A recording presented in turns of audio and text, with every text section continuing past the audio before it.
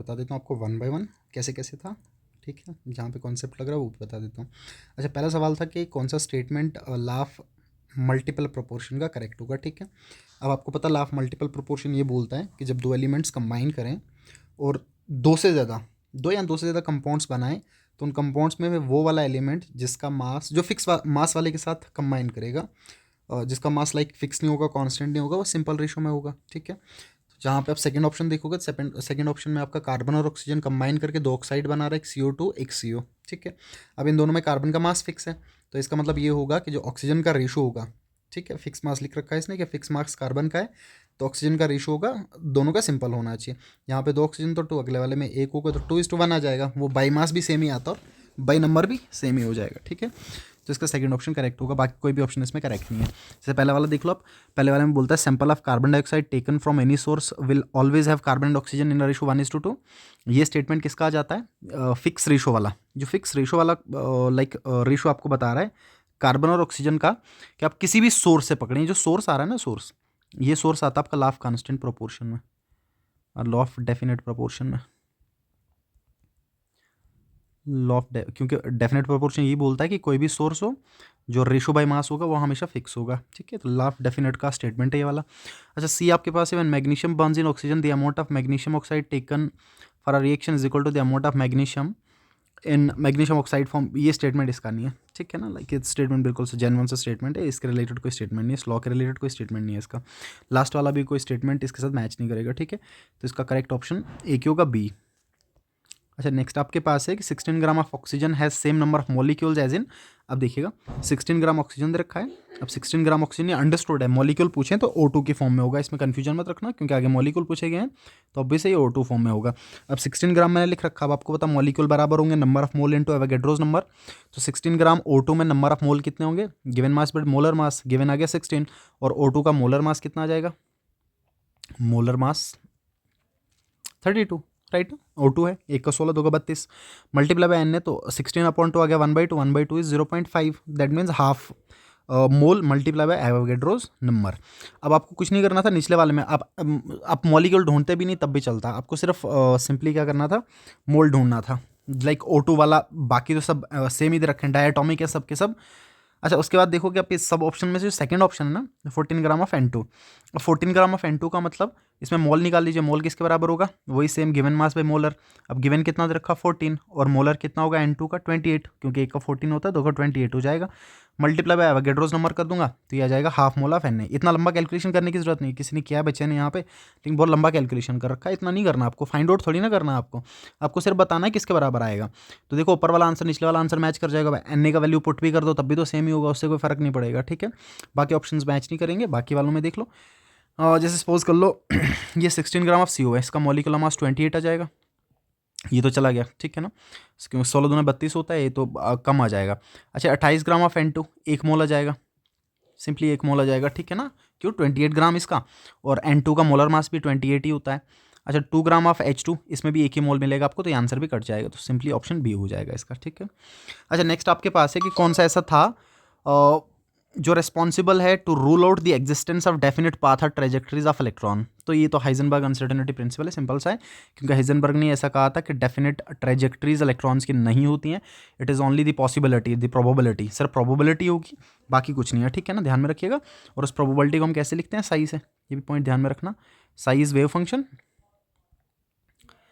Size wave function जिसका खुद का कोई सिग्निफिकेंस नहीं होगा, ठीक है ना, बट ये जो साइज स्क्वायर लिखते हैं हम, ये सिग्निफिकेंट होता है, इसका फिजिकल सिग्निफिकेंस है, ये आपको इलेक्ट्रॉन डेंसिटी बताता है। ओके, सो हिजनबर्ग ने इसको रूल आउट किया था कि जो डेफिनेट ट्रेजेक्टरीज होंगी इलेक्ट्रॉन्स की वो नहीं होती हैं, इसने कहा कि ऐसा नहीं होता, ठीक है, तो इजी सा। अच्छा, नीचे आपके पास एक शेप दे रखा, आप शेप देखना ध्यान से इस शेप को, ये एक्स एक्सिस है, ठीक है, ये वाई एक्सिस है। आप देखोगे जो लोब्स दे रखे हैं वो एक्स और वाई पे दे रखे हैं, जेड पे कोई लोब नहीं है, ठीक है। और आपका वो डी ऑर्बिटल आपके दो तरह के होते हैं, एक्सियल ऑर्बिटल्स और दूसरे नॉन एक्सियल ऑर्बिटल्स। एक्सियल में वो वाले जिनके लॉब्स एक्सिस पे होते हैं, वो कौन से होते हैं आपके स्क्वायर वाले, तो ये आ जाएगा सिंपली एक्स और वाई पे, तो D X square Y square simply, ठीक है, क्योंकि बाकी तीन तो आप ऐसे भी देख के कट कर सकते हो, बाकी तीन सेम सेम है, और इन तीनों के जो लोब्स हैं वो आपको मिलते हैं in between axis, in between axes, ये बाकी 3 ए बी और सी ऑप्शन वाले, ठीक है। अच्छा नेक्स्ट आपके पास है कि कौन सा प्रॉपर्टी सही अरेंज नहीं किया गया है, आगे जो भी चीज़ें इनके साथ दे रखी हैं। अब देखिए पहला वाला है आयनिक साइज। अब आपको पता है सबके सब आइसो इलेक्ट्रॉनिक स्पीशीज़ दे रखे हैं, और इन आइसो इलेक्ट्रॉनिक स्पीशीज़ में देखना आप सबके सब आइसो इलेक्ट्रॉनिक स्पीशीज़ हैं। आइसो इलेक्ट्रॉनिक स्पीशीज़ में सिंपली जितना नेगेटिव ज़्यादा उतना साइज ज़्यादा, जितना पॉजिटिव ज़्यादा उतना साइज कम। ये तो करेक्ट है, ठीक है ना। पहला वाला तो साइज करेक्ट, आपको देखना कौन सा डज नॉट एग्री, आपको गलत वाला देखना है, ठीक है। अच्छा सेकंड फास्ट आयोनाइजेशन एनर्जी, बिल्कुल नाइट्रोजन का ऑक्सीजन से ज़्यादा होता है, आपको पता है हाफ फिल्ड ऑर्बिटल है, ठीक है ना, ये भी सही है बिल्कुल, दूसरा भी सही है। अच्छा तीसरे वाले में इलेक्ट्रॉन गेन एंथैल्पी दे रखा है, और आप देखोगे फ्लोरीन को क्लोरीन से ज़्यादा दिया गया है, और आपको पता है कि क्लोरीन का ज़्यादा होता है, फ्लोरीन का तो कम हो जाएगा, तो ये स्टेटमेंट गलत है, ठीक है ना। सो तीसरा वाला गलत हो जाएगा। लास्ट वाला मेटालिक आपको पता है down the group metallic character बढ़ता है सिंपली, ठीक है, तो ऑप्शन डी भी आपका करेक्ट है, फर्स्ट ग्रुप के एलिमेंट्स दे रखे हैं। अच्छा नेक्स्ट आपको बोल रखा है जो dipole moment is the major, definition रखा आपको बताना है कि किन वालों में परमानेंट डाइपोल मोमेंट होगा। ध्यान देना, किन वालों में परमानेंट डाइपोल मोमेंट होगा, आपको ये देखना है। Like dipole moment actually fluctuating भी होता है, फ्लक्चुएटिंग डाइपोल मोमेंट भी होता है। परमानेंट का मतलब कि है हमेशा होगा, लाइक कुछ कंडीशन नहीं है, हमेशा होना ही होना है, ठीक है। अब पहला वाला ऑप्शन देखोगे, पहले वाले ऑप्शन में जो CO2 मॉलिक्यूल है, आपको पता CO2 लीनियर होता है, ये ऐसा होता है C डबल बॉन्ड O ठीक है, लीनियर मॉलिक्यूल। अब लीनियर मॉलिक्यूल में जितना ऑक्सीजन अपनी तरफ खींचेगा उतना ही दूसरा वाला ऑक्सीजन भी सेम खींचेगा, सेम मैग्नीट्यूड का होगा, ऑपोजिट साइन में देखने को मिल रहा है, आपको ऑपोजिट डायरेक्शन में खींच रहे हैं, तो इसकी वजह से टोटल मैग्नेटिक मोमेंट जीरो हो जाएगा, तो CO2 का जीरो हो गया, ठीक है। तो पहला और दूसरा ऑप्शन तो कट गया, पहला और तीसरा सॉरी। अच्छा उसके बाद लास्ट वाले में जो SiF4 दे रखा है, अब SiF4 सिलिकॉन आपका कार्बन फैमिली का 4 वैलेंस इलेक्ट्रॉन और 4 फ्लोरीन जुड़ रखे हैं, सिंपली आपका टेट्राहेड्रल आ जाएगा, ठीक है, कुछ इस तरीके से। और टेट्राहेड्रल हो गया, जितने भी सिमेट्रिक ज्योमेट्री है उन सबका डाइपोलमेंट जीरो होता है, तो इसका भी डाइपोलमेंट जीरो हो जाएगा, ठीक है। तो ऑप्शन डी भी कट जाएगा, फिर आपके पास बचेगा सिर्फ ऑप्शन बी, क्योंकि आपको पता O3 बेंड शेप होता है, लीनियर तो है नहीं, ये सिमेट्रिक तो है नहीं, बेंड शेप है, और NO2 भी आपका बेंड शेप है, तो सिंपली दोनों में डाइपोलमेंट परमानेंट देखने को मिल जाएगा, ओके। अच्छा ये वाला NCERT से उठाया इसने, जर्कोनियम फॉस्फेट वाला, ये NCERT भी दे रखा है, इसका NCERT भी पढ़ सकते हैं आप। आपको सॉलिबिलिटी प्रोडक्ट और सॉलिबिलिटी बताना है, रिलेशन बताना है दोनों में, ठीक है। देखिए कैसे करेंगे हम, ये दे रखा आपके पास, ये जो आपके पास गिवन सॉल्ट है, जो भी स्प्रैंगली सॉल्युबल सॉल्ट दे रखा है, मैंने यहाँ पे लिख रखा है KSP किसके बराबर हो जाएगा, जर्कोनियम 3 टाइम्स, तो मैंने लिख दिया 3 टाइम्स ZR+3, ठीक है ना। इसके ऊपर ZR+3 रहेगा, और इसके ऊपर चार्ज कितना आ जाएगा, ZR+4 आ जाएगा ना, टोटल चार्ज बैलेंस होना चाहिए, 4 3 12 एंड दिस इज 4 3 12, इसके ऊपर +4 दो इस फॉर्म में पूछा नहीं है, बट स्टिल याद रख लेना कि इसके ऊपर +4 आ जाएगा, ओके। अच्छा उसके बाद आपको पता है जर्कोनियम का भी सॉलिबिलिटी एस कंसिडर करूंगा, फॉस्फेट का भी सॉलिबिलिटी एस कंसिडर करूंगा, इनकी स्टाइशोमेट्रीज को इनके साथ भी रखूंगा और पावर में भी लेके जाऊंगा, तो सिंपली क्या कर दूंगा 3 टाइम्स S, ठीक है, लिख दिया, इनटू 4 टाइम्स S, और 3 टाइम S का पावर 3, 4 टाइम S का पावर 4, ठीक है। इसका मतलब 3 को पीछे लेके आ जाऊंगा, सो 3 का पावर 3 एंड 4 का पावर 4, फिर इनको मल्टीप्लाई कर दूंगा, और S का पावर 3 S का पावर 4 हो जाएगा S का पावर 7, ठीक है ना, ये आ जाएगा S का पावर 7, और इन दोनों को मल्टीप्लाई करने पे मिलेगा 6912, तो KSP इसके बराबर आ जाएगा, ठीक है, ये आ गया KSP इसके बराबर। लेकिन आपको S पूछा था, तो ऑब्वियस है अगर KSP इसके बराबर है तो S किसके बराबर आएगा, इसको डिवाइड में लेके चले जाओ, तो पहला ऑप्शन देखो आप, पहला ऑप्शन आपका करेक्ट है, ठीक है। मोर एवर ये इस बार JEE में भी था, इस बार JEE में भी पूछा था, सेम ही था, जर्कोनियम फॉस्फेट ही पकड़ा था उन्होंने भी। अच्छा नेक्स्ट आपके पास है आपको इक्विलिब्रियम कांस्टेंट, ये बहुत बढ़िया सवाल है, ठीक है ना, ध्यान से देखना जो बताता हूँ, इस चीज़ को ध्यान से समझना। अब जब कभी भी आपको इक्वेशंस को अगर सेम करना है, अगर आप कभी मल्टीप्लाई करते हो, अगर इक्वेशन को कभी मल्टीप्लाई करोगे ना, इसको समझना ध्यान से, तो आपके जो रेट कांस्टेंट्स के वैल्यूज़ हैं या जो इक्विलिब्रियम कांस्टेंट्स के वैल्यूज़ हैं, वो उसमें मल्टीप्लाई नहीं करना, आपको उसमें स्क्वायर करना है, ये समझना ध्यान से। अगर आप इक्वेशन को मल्टीप्लाई करते हो तो रेट कांस्टेंट मल्टीप्लाई नहीं करना है, रेट कांस्टेंट स्क्वायर हो जाएगा, ठीक है।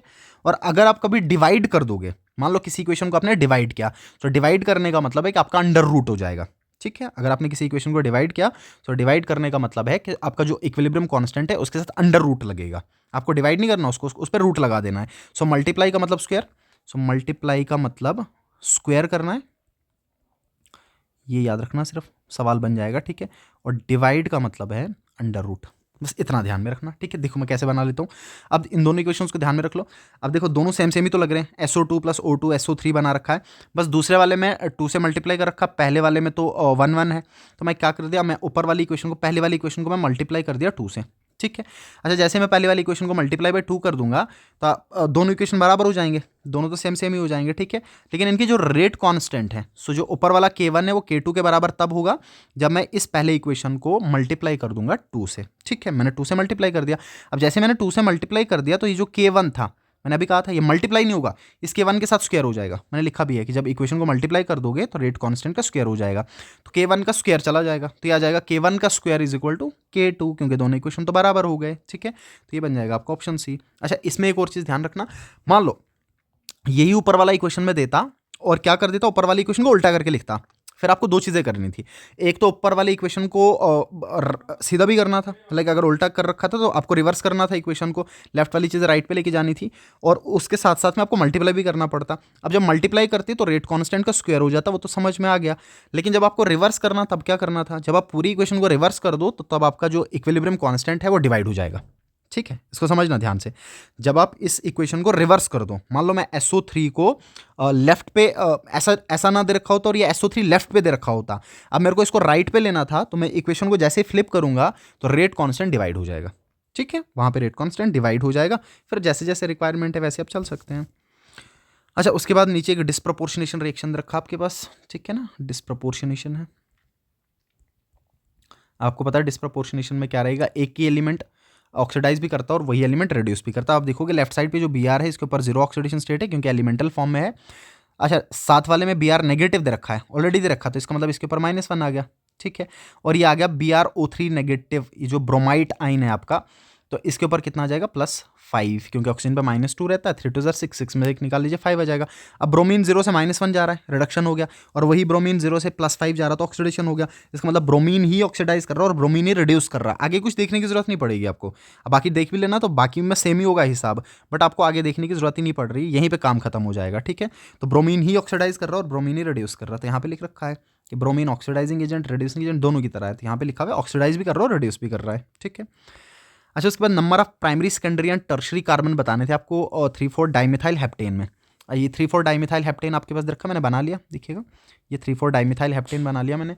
अच्छा, इस 3,4 डाइमिथाइल हेप्टेन में आपको 1 डिग्री 2 डिग्री और 3 डिग्री वाले कार्बन बताने थे। आपको पता है जो टर्मिनल वाला that is always 1 degree carbon, और जो बीच में 2 कार्बन के साथ बॉन्डेड होगा दैट इज 2 डिग्री कार्बन, और वो कार्बन जो 3 कार्बन के साथ बॉन्डेड होगा that is 3 degree carbon. So this is 3 degree carbon, this is also 3 degree carbon, right, and this is 2 degree carbon, क्योंकि 2 ही कार्बन के साथ बॉन्डेड है, तो काफ़ी ईजी सा है, आप देख के भी बता सकते हैं, ठीक है। तो आप इस सिंपली स्ट्रक्चर बना लो और उसके बाद आपको पता चल जाएगा कौन सा 2 डिग्री, कौन सा 3 डिग्री, कौन सा 1 डिग्री का कार्बन हो जाएगा, ओके। अच्छा, डिस्प्लेसमेंट इफेक्ट पे देखा सवाल, जब कभी भी मल्टीपल बॉन्ड में डिस्प्लेसमेंट होगा, देखो मैं इस तरीके से इसको बना लेता हूँ, जैसा समझना इसको ध्यान से। मान लो मैंने ऐसा लिख लिया C डबल बॉन्ड C, ठीक है। अब सपोज कर लीजिए मैं यहाँ पे अटैक करवा देता हूँ CN नेगेटिव का, इस डबल बॉन्ड पे मैं CN नेगेटिव का अटैक करवा देता हूँ, सपोज कर लीजिए, ठीक है। अच्छा, जैसे मैं CN नेगेटिव का अटैक करूँगा किसी भी एक कार्बन सेंटर पे, मान लीजिए मैंने इस कार्बन सेंटर पे अटैक कर दिया, तो आप ये देखोगे कि CN नेगेटिव क्योंकि खुद में न्यूक्लियोफाइल है, ये खुद में न्यूक्लियोफाइल है, इसके पास इलेक्ट्रॉन पेयर हैं, तो जिस कार्बन सेंटर पे अटैक करेगा उस कार्बन सेंटर के ऑपोजिट वाले कार्बन पे पाई इलेक्ट्रॉन शिफ्ट कर जाएगा, क्योंकि इसके पास तो ऑलरेडी इलेक्ट्रॉन है, तो ये पाई बॉन्ड शिफ्ट करके इस कार्बन पे चला जाएगा। अभी जो पाई इलेक्ट्रॉन डेंसिटी का शिफ्ट है, ये जो पाई इलेक्ट्रॉन डेंसिटी का शिफ्ट होना है कुछ इस तरीके से बनेगा आपके पास, this way we have carbon single bond C double bond, यहाँ पे आके जुड़ गया CN आपका, और इसके ऊपर चार्ज कौन सा आ जाएगा, नेगेटिव चार्ज, राइट, क्योंकि इस पे पाई बॉन्ड शिफ्ट कर गया, तो इधर आ गया आपका negative charge. Now this shift of pi electron density when attacking reagent is present, demand की बेसिस पे काम होगा। जब अटैकिंग रिएजेंट आएगा उस टाइम पे जो पाई इलेक्ट्रॉन डेंसिटी का शिफ्ट होना है, देखो लिख रखा है मल्टीपल बॉन्ड, मल्टीपल का मतलब होता है एक से ज्यादा, जब हो पाई बॉन्ड, डबल बॉन्ड या ट्रिपल बॉन्ड, अटैकिंग रिएजेंट की प्रेजेंस में जब शिफ्ट होगा, this shift is known as electromeric effect, this is called electromeric effect और इलेक्ट्रोमेरिक शिफ्ट। इस इफेक्ट को इलेक्ट्रोमेरिक शिफ्ट बोलते हैं, इलेक्ट्रोमेरिक इफेक्ट बोलते हैं, जब sigma pi electron, not sigma, sorry sigma तो इसमें होगा ना, देखिएगा इंडक्टिव में सिग्मा होता है, इसमें पाई इलेक्ट्रॉन डेंसिटी। सो पाई इलेक्ट्रॉन डेंसिटी का शिफ्ट किसी अटैकिंग रिएजेंट की प्रेजेंस में, चाहे उस कार्बन की तरफ जिस पे अटैकिंग रिएजेंट जुड़े, चाहे उस कार्बन के अवे जिस पे अटैकिंग रिएजेंट जुड़े, उसको हम इलेक्ट्रोमेरिक इफेक्ट बोलेंगे। अब जिस कार्बन की तरफ अटैकिंग रिएजेंट आ रहा है, अगर उसकी तरफ डेंसिटी शिफ्ट हो जाए देन दैट इज प्लस सी, और अगर उसके ऑपोजिट हो जाए देन दैट इज -C। तो अब देखिए सिंपली ये -C था, ये वाला जो मैंने लगा रखा है -C है, ठीक है ना, और नेगेटिव चार्ज भी आ रहा है, या आप ऐसे याद रख लो कि नेगेटिव वाला अटैक कर रहा था -C, पॉजिटिव वाला कर रहा है तो +C, ठीक है। अच्छा, ये भी काफ़ी ईजी सा है, ये भी आपके NCERT का ही है। आपको एल्कीन आइडेंटिफाई करना है जिसका ओजोनोलिसिस करने के बाद फॉर्मल्डिहाइड बनेगा और एसिटल्डिहाइड बनेगा। देखिए इसको कैसे आइडेंटिफाई करेंगे, आपको कुछ नहीं करना, सिंपली जो प्रोडक्ट बन रहे हैं आप सिंपली पहले प्रोडक्ट बना लीजिए। ये मैंने फॉर्मल्डिहाइड बना लिया, ये मैंने एसिटल्डिहाइड बना लिया, ये मिथेनॉल आ गया, इथेनॉल आ गया। अब आपको सिंपली इनके सी डबल बॉन्ड ओ एक तरफ रखने हैं और कार्बन डबल बॉन्ड ओ को कार्बन डबल बॉन्ड कार्बन से रिप्लेस कर देना है। तो मैंने ऑक्सीजन ऑक्सीजन हटाया और इन कार्बन कार्बन को आपस में जोड़ दिया सिंपली, तो ये बना लिया मैंने फाइनल, ठीक है। और ये जो आपके पास बनेगा दिस इज नथिंग बट, आप इसका नाम लिख लीजिए, this is 1, this is 2, this is 3, so this is propene, this is simply propene. तो ये आपके पास प्रोपीन बनेगा सिंपली, ठीक है। Option B. इसका करने का दूसरा तरीका ये होता है कि जो आपके पास ऑप्शन दिए गए हैं उन ऑप्शंस के स्ट्रक्चर बनाओ और उन स्ट्रक्चर्स को तोड़ के देखो क्या क्या बन रहा है, वैसे भी आप पहुंच सकते हो, ठीक है ना। या इन अदर टर्म आप ऐसा भी देख ले, इजीली तरीके से ऐसे भी देख सकते थे कि मिथेनॉल में 1 कार्बन और एसिटल्डिहाइड में 2 कार्बन, तो टोटल कार्बन 3। अब टोटल कार्बन देखो लास्ट वाले में ब्यूट में 4 हो गए, कट गया, ठीक है। इथ में 2 हो गए, कट गया। ब्यूट में 4 हो गए, कट गया। तो प्रोप में ही 3 थे, तो प्रोपीन ही आंसर आ जाएगा, ठीक है। अच्छा नेक्स्ट आपके पास है, कहता though the central atom both nitrogen and oxygen molecular sp3 hybridise, ठीक है। इनमें sp3 हाइब्रिडाइजेशन है दोनों में, yet HNH bond angle is greater as compare to HOH bond angle, ठीक है। ये बात सही है, देखिएगा ये मैंने NH3 का स्ट्रक्चर बना दिया, ये मैंने H2O का स्ट्रक्चर बना दिया, ठीक है। अब आपको पता है NH3 में एक ही लोन पेयर है और आपका जो H2O है इसमें 2 लोन पेयर है। अब 2 लोन पेयर होने के कारण यहाँ पे लोन पेयर रिपल्शन भी ज़्यादा होंगे और lone pair bond pair repulsions भी होंगे, ठीक है। Lone pair bond pair repulsions, ये लोन पेयर रिपल्शंस, जिसकी वजह से एंगल थोड़ा सा कम हो जाएगा, ठीक है। इस HOH ये एंगल कम हो जाएगा, बट यहाँ पे एक ही लोन पेयर था तो रिपल्शंस थोड़े से कम थे, इसलिए एंगल ज़्यादा था, ठीक है। तो NH3 में एंगल ज़्यादा था एज कम्पेयर टू दिस। ये पहला स्टेटमेंट तो बिल्कुल करेक्ट दे रखा आपके पास। अच्छा दूसरा स्टेटमेंट कहता है nitrogen has 1 lone pair in NH3 whereas oxygen has 2 lone pair in H2O and the order of electron pair repulsion is lone pair repulsion, then lone pair bond pair, then bond pair। This is absolutely correct, ठीक है। दोनों चीज़ें एक दूसरे को explain कर रही हैं, जो आपका रीज़न है वो आपके असर्शन को इजिली एक्सप्लेन कर रहा है, बहुत अच्छे से एक्सप्लेन कर रहा है। तो दोनों स्टेटमेंट भी करेक्ट है और एक्सप्लेनेशन भी करेक्ट है, ठीक है। तो ऑप्शन ए आ जाएगा इसका सिंपली। अच्छा नेक्स्ट आपके पास है that the molar entropy of vaporisation, ठीक है जी। मोलर एंट्रोपी ऑफ वेपोराइजेशन आपका है वाटर का इथेनॉल से अलग होगा। अब ध्यान से देखिएगा, आपको वेपोराइजेशन करवाना है, ठीक है। और वेपोराइजेशन 1 मोल वाटर का जब किया जाए उस टाइम पे कितना एंट्रोपी में चेंज आएगा, that is known as molar entropy of vaporisation, ठीक है। डेफिनेशन तो काफ़ी इजी हो जाता है इसका। अब इथेनॉल और वाटर में अगर तुलना करें दोनों के मोलर एंट्रोपी ऑफ वेपोराइजेशन में, दोनों को वेपोराइज करना है, ठीक है। दोनों का अब दोनों को बॉयल करना है आपने बेसिकली। अब दोनों के बॉइलिंग पॉइंट में अंतर होता है। जो आपका वाटर है, वाटर में हाइड्रोजन बॉन्ड ज़्यादा स्ट्रॉन्ग होता है, मैंने लिख भी रखा है इजी करने के लिए, ठीक है। हाइड्रोजन बॉन्डिंग ज़्यादा स्ट्रॉन्ग होता है वाटर में एज कम्पेयर टू इथेनॉल, क्योंकि इथेनॉल में आपके polar part non polar part ज़्यादा होते हैं। जो C2H5 वाला पोर्शन है नॉन पोलर है, जिसकी वजह से जो आपके हाइड्रोजन बॉन्डिंग होंगी वो थोड़े से स्टीरिकली हिंडर्ड हो जाते हैं और मोर ओवर हाइड्रोफोबिक इंटरेक्शंस भी बढ़ जाते हैं। हाइड्रोजन बॉन्डिंग उतना स्ट्रॉन्ग नहीं हो पाता। हाइड्रोजन बॉन्डिंग स्ट्रॉन्ग होने के कारण बॉइलिंग पॉइंट ज़्यादा हो जाएगा वाटर का, ठीक है ना। और अगर बॉइलिंग पॉइंट बढ़ गया तो इसका वेपोराइजेशन लेट हो जाएगा। वेपोराइजेशन दोनों का डिफर करेगा, जब दोनों का वेपोराइजेशन डिफर करेगा तो ऑब्वियस है दोनों का मोलर एंथैल्पी ऑफ वेपोराइजेशन या molar entropy of vaporisation differ कर जाएगा, ठीक है। तो ये बात सही है, दोनों का डिफरेंट होता है। अच्छा रीजन में लिख रखा है कि water is more polar than ethanol, बात तो सही है। देखिए बात तो करेक्ट है, काय को, क्योंकि वाटर वाला ज़्यादा पोलर होगा, डाइपोलमेंट ज़्यादा है, लेकिन इथेनॉल का डाइपोलमेंट थोड़ा कम होता है। ये दोनों बातें तो सही हैं, लेकिन जो इसका मेन रीज़न है वो ये है कि स्ट्रॉन्ग हाइड्रोजन बॉन्डिंग के कारण वाटर का बॉइलिंग पॉइंट थोड़ा ज़्यादा होगा, जिसके कारण इसका एंथैल्पी एंट्रोपी ऑफ वेपोराइजेशन अलग होता है, लाइक डिफर करता है, दोनों का अलग है, ठीक है। तो दोनों चीज़ें सही हैं लेकिन एक दूसरे को एक्सप्लेन नहीं कर रहे हैं, ठीक है, ध्यान में रखिएगा। तो ऑप्शन बी आ जाएगा, reason is not correct explanation, ठीक है। अच्छा नेक्स्ट आपके पास है that energy of resonance hybrid, हाँ ये समझना ध्यान से, ठीक है ना। रेजोनेंस हाइब्रिड का एनर्जी समझिएगा, ये बहुत इंपॉर्टेंट। मान लीजिए मैं ऐसा लिख लेता हूँ, देखना ध्यान से। सपोज कर लो मैंने ये बेंजीन का एक कैक्यूल स्ट्रक्चर बना दिया, ये मैंने बेंजीन का दूसरा कैक्यूल स्ट्रक्चर बना दिया, इन्हीं पाई बॉन्ड्स को शिफ्ट करके अल्टरनेट पोजीशन पे लेके चला गया, ठीक है। अब आपको ये पता है कि इन्हीं का जो रेजोनेंस हाइब्रिड है वो कुछ इस तरीके से आपको देखने को मिलेगा, ठीक है। ये मैंने रेजोनेंस हाइब्रिड बना दिया। अब आप ये देखोगे कि जब इनके एनर्जीज को आप कंपेयर करो, देखो मैं ग्राफिकली आपको ऐसे बता देता हूँ, देखना ऐसे लिख लिया मैंने, ठीक है ना। अब इन बेंजीन के कैक्यूल स्ट्रक्चर को जब आप कंपेयर करोगे ना, मान लीजिए ये आपका कैक्यूल स्ट्रक्चर था, ये आपका दूसरा कैक्यूल स्ट्रक्चर है, इसको मैं थोड़ा सा ऊपर बना लेता हूँ, थोड़ा सा, एक सेकेंड।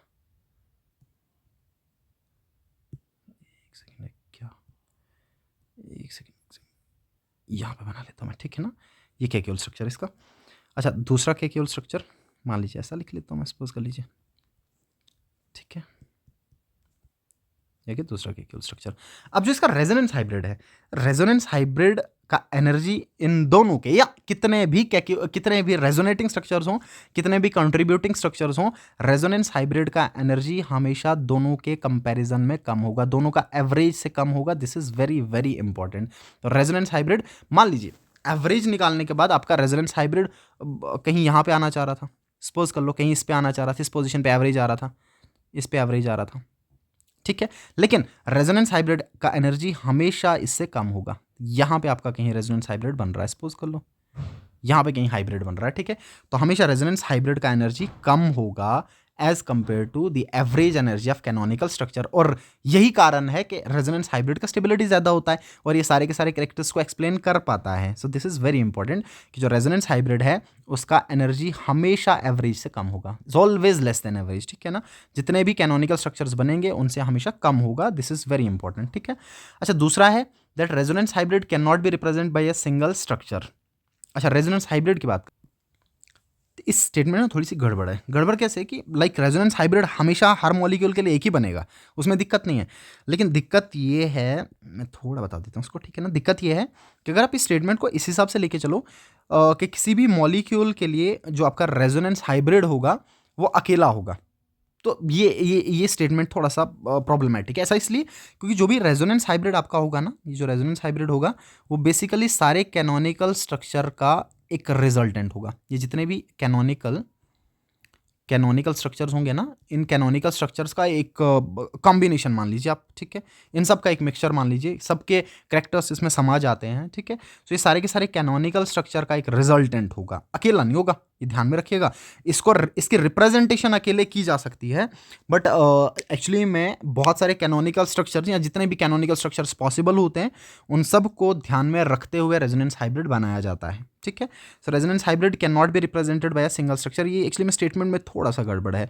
रिप्रेजेंटेशन तो एक से होता है, उसमें दिक्कत नहीं है, रिप्रेजेंटेशन एक ही से होगा हमेशा, लेकिन it is basically a combination of the canonical structure जितने भी पॉसिबल होंगे एक मॉलिक्यूल के लिए, ठीक है। लेकिन अगर आप इसके पॉसिबल आंसर्स के हिसाब से चल लेना ना फिर इसमें ऑप्शन डी मेरे हिसाब से सही होना चाहिए, बट फिर ऑप्शन डी एक ही बच रहा है, एक ही ऑप्शन डी बच रहा है इसमें, ठीक है ना। देखिए ऐसा क्यों, क्योंकि ये तो गलत हो गया, ये तो गलत हो गया और दोनों गलत वाला कोई ऑप्शन दे नहीं रखा है, ठीक है ना। तो फिर ऑब्वियस है फिर डी आएगा, क्योंकि दोनों ऑप्शन गलत वाला कोई दे ही नहीं रखा वैसा। हाँ अगर ऐसा दिया होता कि दोनों रॉन्ग है तो फिर आप कहीं ना कहीं टिक कर सकते थे, ठीक है।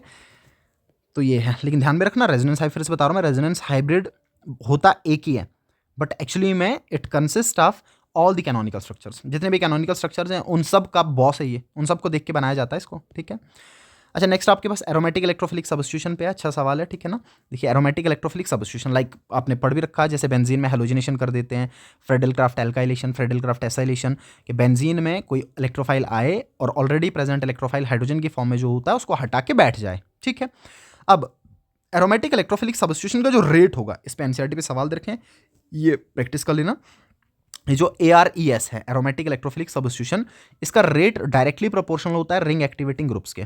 वो सारे ग्रुप जो रिंग को एक्टिवेट करते हैं, और रिंग को एक्टिवेट करने वाले ग्रुप वो होंगे जो इलेक्ट्रॉन डेंसिटी को डोनेट करते हैं, ठीक है ना।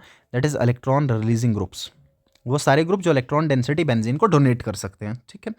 अब पहले में दे रखा है that aniline is more reactive than nitrobenzene towards electrophilic substitution. अब एनालीन में NH2 प्रेजेंट है और नाइट्रोबेंजीन में NO2 प्रेजेंट है। अब आपको बताइए जो NH2 आपका है इसके ऊपर लोन पेयर है, और ये लोन पेयर बेंजीन रिंग को डोनेट होगा प्लस R के थ्रू, और जब बेंजीन रिंग को ये डोनेट होगा तो इसका मतलब ये होगा कि रिंग एक्टिवेट हो जाएगा, तो ये एक्टिवेटर है, ठीक है। अगले वाले में NO2 है, और NO2 तो बहुत खतरनाक -I -R लगाता है, ध्यान में रखिएगा। तो -R लगाएगा और रिंग को डीएक्टिवेट कर देगा, तो ये बहुत खतरनाक डीएक्टिवेटर है, रिंग डीएक्टिवेटर है। और रिंग डीएक्टिवेटर क्या करते हैं, रेट को डिक्रीज कर देते हैं, ठीक है ना। सो इनमें रेट ऑफ रिएक्शन कम हो जाएगा, क्योंकि रिंग को डीएक्टिवेट कर देगा, इलेक्ट्रॉन डेंसिटी कम कर देगा। तो पहला वाला स्टेटमेंट तो सही है कि एनालीन ज्यादा रिएक्टिव है as compare to nitrobenzene, this is very true, okay. Second आपके पास है दैट इलेक्ट्रॉन विड्रॉइंग ग्रुप्स। अब देखो ये वाला जो ग्रुप था आपका NO2, ये इलेक्ट्रॉन विड्रॉइंग ग्रुप था, ये EWG ग्रुप था, इलेक्ट्रॉन विड्रॉइंग ग्रुप था। ये कहता है electron withdrawing group are activating, तो ये बात गलत है। इलेक्ट्रॉन विड्रॉइंग ग्रुप एक्टिवेटिंग नहीं होते, इलेक्ट्रॉन रिलीजिंग ग्रुप एक्टिवेटिंग होते हैं, ठीक है। और यही इलेक्ट्रॉन रिलीजिंग ग्रुप या रिंग एक्टिवेटर जो आपके पास होते हैं, यही ओपी डायरेक्टर भी होते हैं, ऑर्थो पैरा डायरेक्टर। और ये वाले आपके कैसे आ जाते हैं, M director, Meta director, right, ये मेटा डायरेक्टर होंगे। दूसरा स्टेटमेंट गलत है, पहला सही है, दूसरा गलत है, ठीक है। So C option right, A is correct but B is wrong, ठीक है। ये वाले थे आपके सेक्शन ए के।